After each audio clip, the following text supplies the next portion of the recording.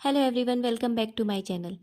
बच्चे का पहला खाना हम 6 महीने में शुरू करते हैं और कभी कभी किसी स्पेशल केस में डॉक्टर हमें 5 या 5.5 महीने में भी खाना शुरू करने की परमिशन दे देते हैं।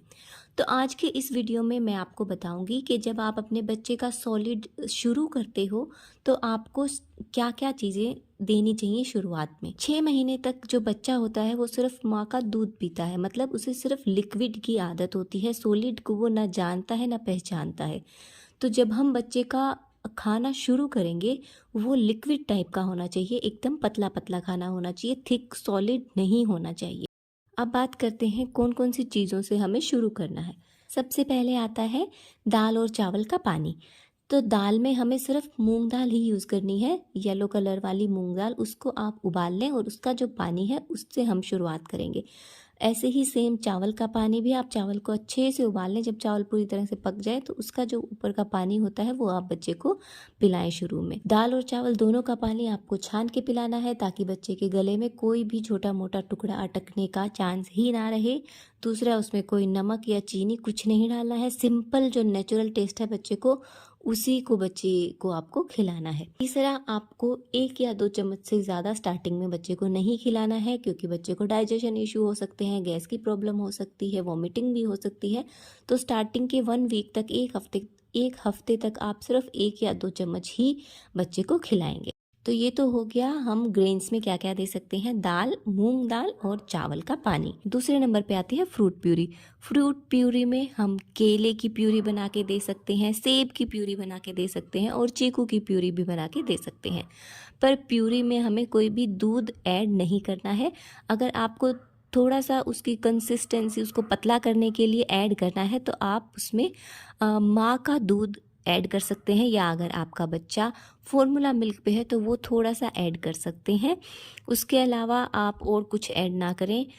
और या फिर दूध की बजाय आप हल्का सा उबाल के ठंडा करके रखा हुआ पानी वो भी ऐड कर सकते हैं, ताकि प्यूरी बहुत थिक ना हो, सॉलिड ना रहे, लिक्विड सी कंसिस्टेंसी में आ जाए और वो आप बच्चे को खिला सकते हैं।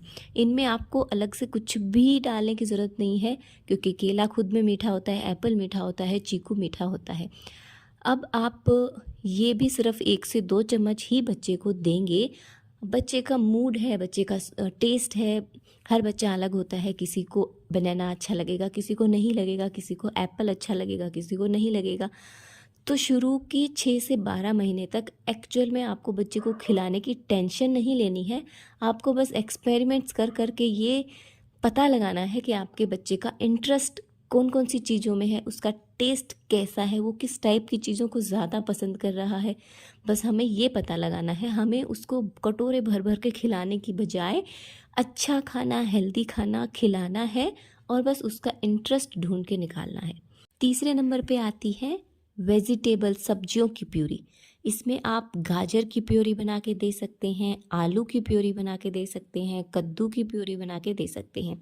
ये सब हेल्दी ऑप्शंस हैं और इनका टेस्ट भी हल्का मीठा होता है, तो बच्चा इन्हें खा भी लेगा। पर प्यूरी में भी आपको यही ध्यान रखना है, बहुत थिक प्यूरी नहीं होनी चाहिए, कोई टुकड़ा ना हो, ताकि बच्चे के गले में चौक होने का डर ना रहे। अब कुछ ज़रूरी बातें जिनका आपको ध्यान रखना है वो ये कि आपको एक फूड 3 दिन तक लगातार देना है। एक दिन दे के दूसरे दिन बंद नहीं कर देना है।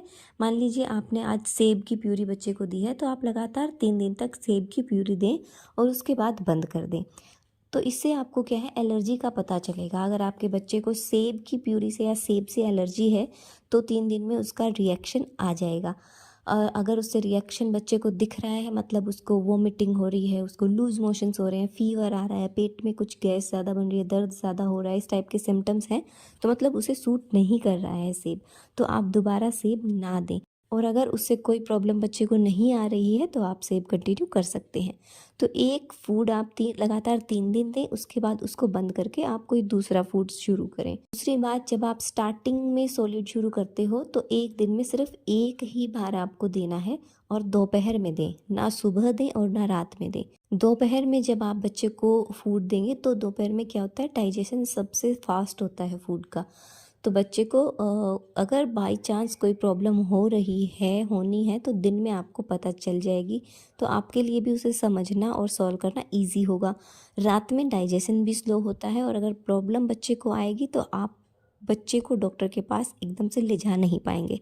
तो आपको कोशिश करना है कि जब आप फूड शुरू करेंगे तो आपका जो मील है वो सिर्फ आफ्टरनून में ही आप दें। फर्स्ट वीक तक आपको बिल्कुल एक ही मील देना है आफ्टरनून में, 1 से 2 चम्मच बस।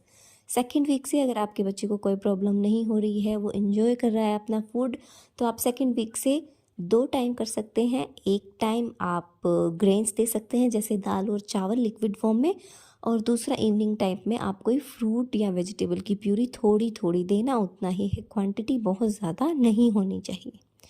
धीरे धीरे करके आप अपने बच्चे की क्वांटिटी बढ़ाएं, उसके इंटरेस्ट को जाने समझें। बहुत मीठा नहीं देना है, और अगर आपको लग रहा है बच्चा बिल्कुल ही रिजेक्ट कर रहा है, बिल्कुल नहीं खा रहा है, तो आप दाल के पानी में या चावल के पानी में बहुत ही बहुत हल्का सा नमक डाल सकते हैं।